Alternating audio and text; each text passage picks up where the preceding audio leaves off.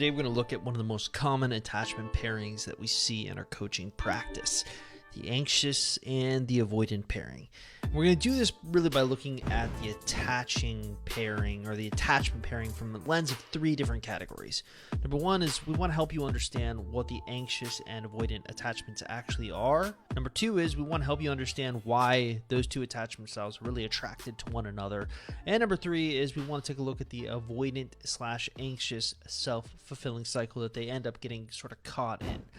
So there's a lot to cover here, so let's just begin. Let's start first by defining what the anxious and avoidant attachment styles are. So attachment theory is a set of ideas about how we love and how our childhood affects it, created by John Bowlby in the 50s and 60s. Now, he really argued that there are two types of attachment styles. There are the secure attachment styles and there are the insecure attachment styles. Now, there are obviously three distinct insecure attachment styles. That's what we're going to be looking at today. So you often have the anxious attachment style, that's an insecure one, the avoidant attachment style, that's an insecure one, and the fearful attachment style, that's an insecure one. Now, I know it's a little bit complicated, but bear with me here. Without a doubt, the most common pairing that we personally see in our coaching practice is between people with the avoidant attachment styles and the anxious attachment styles. Now, we think this is predominantly because our audience exhibits them. Now, in a poll done in 2020, we found that most of our clients' exes were avoidant by nature. Now, on the other hand, a poll done just this year found that most of our clients tend to be on the anxious side of things. They're anxious, preoccupied, but a little bit more secure than we thought. But still, the vast majority of our client base is anxious. So what are the traits of these attachment styles? Well, one of my colleagues, Tyler Ramsey, did an interview with me a few months ago where he brought up a really interesting point. He basically argued that every insecure attachment contains its own core wound that can really explain away their behavior. But more on that in a second, but let's first start by defining the characteristics of the anxious and avoidant attachment styles. Now, if you've already heard this part, just skip ahead a little bit to when we start getting into why they're attracted to one another. But if you haven't heard it, I think this is going to be really eye-opening for you. So the anxious attachment style is a person who really thinks highly of others but has a low self-esteem themselves. So oftentimes you'll find that they'll put themselves fully into relationships and grow increasingly desperate to hold on to those relationships when they feel them slipping away. Their whole identity becomes wrapped around the relationship, making them more prone to desperate types of behaviors. This is especially accurate when you're looking at breakups, specifically the avoidant and anxious pairing breakup. The anxious person is a lot more likely to blow the avoidant ex's phone up, go beg for them back, search online for how to get them back, things of that nature. Now, the avoidant attachment style, on the other hand, is someone who fiercely values their own independence, so much so that when someone threatens it, they retreat. And at an early age, they're often neglected and had to learn how to self-soothe. As a result, they tend to be lone wolves more often than not. But what are the core wounds of the avoidant and anxious attachment styles? Well, it's easy. The anxious core wound is simply a fear of abandonment. The avoidant core wound, on the other hand, is a fear of losing their independence. So they both fear of losing something. Well, rather, the anxious person fears of losing a person. The avoidant person fears of losing a thing, their independence.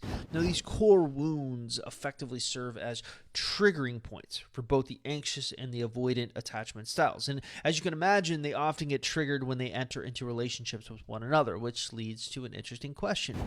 Why the heck is the avoidant initially attracted to an anxious attachment style? Now, for months, I puzzled over this question.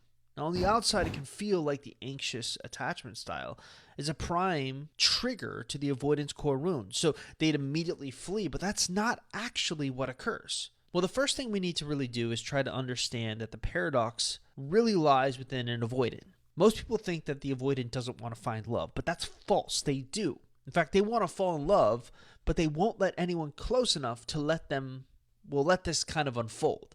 And that's really the paradox. They want love, but they'd never let anyone close enough to give them that love. And really, I found this paragraph from expert attachment website freetoattach.com that I feel like really sums up the avoidance plight. Unconsciously, they do not expect to be left, as they understand attachment figures as omnipresent and engulfing. So they seek out partners who are unlikely to leave through avoidant behaviors. So weirdly, an avoidant is searching for someone that they can exert some type of control over, someone that they know is unlikely to leave. Often you'll find an avoidant threaten to leave the anxious person in a relationship as a way of exerting control and keeping them at a distance. Why are anxious individuals so attracted to avoidant individuals? We understand why avoidants are attracted to anxious people.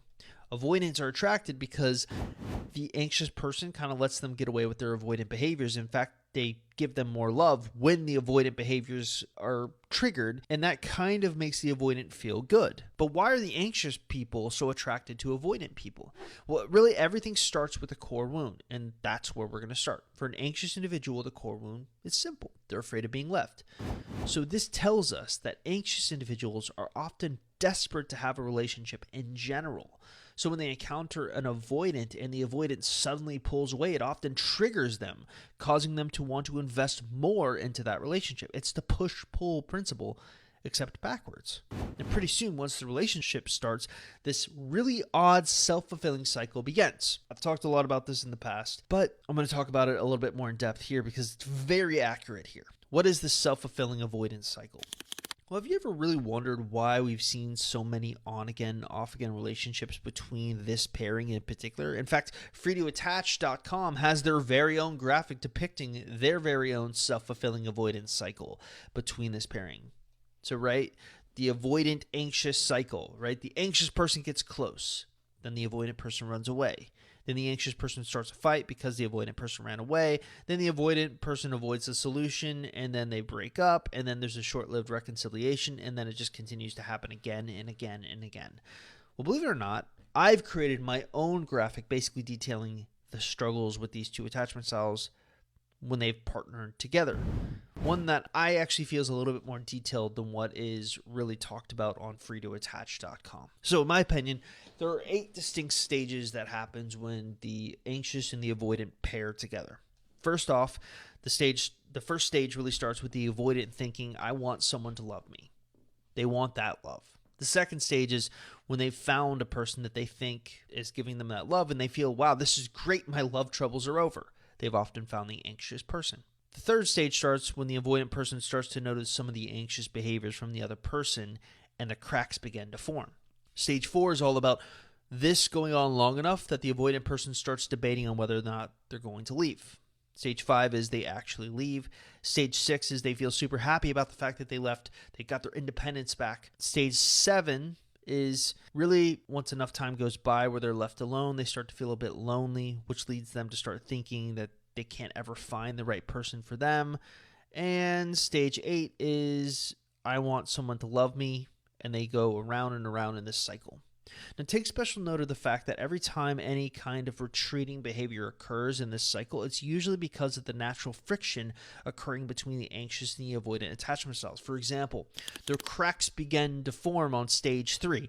Oftentimes what triggers these cracks is the avoidant person noticing the anxious person's anxiousness, and that triggers the avoidant person's, which in turn triggers the anxious person, which in turn, it's kind of like a tennis match back and forth. Ironically, though, it's the avoidant who seemingly will feel like Sisyphus eternally pushing the boulder up the hill, always craving a deeper commitment, but never allowing themselves permission to let anyone close enough so they can feel that deeper commitment. This is why they end up getting stuck in this vicious, self-fulfilling cycle. Now, pulling again from freetoattach.com, one of the best websites I recommend reading if you want to learn about attachment styles, researchers have found that avoidant individuals actually prefer anxiously attached people above all others, and vice versa. Each reaffirms the other's belief about themselves and about relationships. The avoidant's defensive self-perception that they are strong and independent is confirmed, as is the belief that others want to pull them into more closeness than they are comfortable with. So here's what I want you to do. Anytime you think of an avoidant, simply equate them to this self-fulfilling cycle. And it's a tragic cycle. But is there any way to break this cycle? And I think this may be the most difficult part of this video for people to watch, because the solution really isn't simple and it takes more time than most people are really willing to invest. Now, if you think about it, Both the anxious and the avoidant tendencies have been ingrained into a person's chemistry from their childhood, from their upbringing. Reading an article, watching a video, listening to a podcast one time isn't going to be enough to solve it for you or your ex. But by simply seeking knowledge, understanding how this all works, you're usually on the right path. There is such a thing as secure attachment gravity. Remember when I started this video, I mentioned that there are really only two types of attachment styles. There are the secure ones and the insecure ones. Now, we've been focused on the insecure ones, specifically the anxious insecure and the avoidant insecure attachment. But the goal for every insecure attachment should really be to shift their attachment style always towards becoming more secure. Only then will they find that relationships as a whole can become healthier and more productive. Of course, it's always easier said than done, and just because one person becomes more secure doesn't mean the other person will. But researchers have noticed an interesting phenomenon occur when someone does become more secure in a relationship. For argument's sake, let's pretend that you have an anxious attachment style, and after being exposed to more secure individuals and a lot of shadow work, you come out the other end and feel more secure yourself. As you are around your ex, since you are more secure, you aren't triggering them as much. And a type of interesting gravity occurs, one in which the avoidant, your ex, starts to become more secure themselves, or your partner starts to become more secure themselves because they're learning from you. They're seeing it in action. This is because we learn our attachment styles through human connection and camaraderie. Of course, this is the glass half full view of things. What usually happens in real life is that the secure person, recognizing the avoidant person has severe flaws, won't stick around long enough for that gravity to take shape. And so the avoidant person just continues to get stuck in this cycle.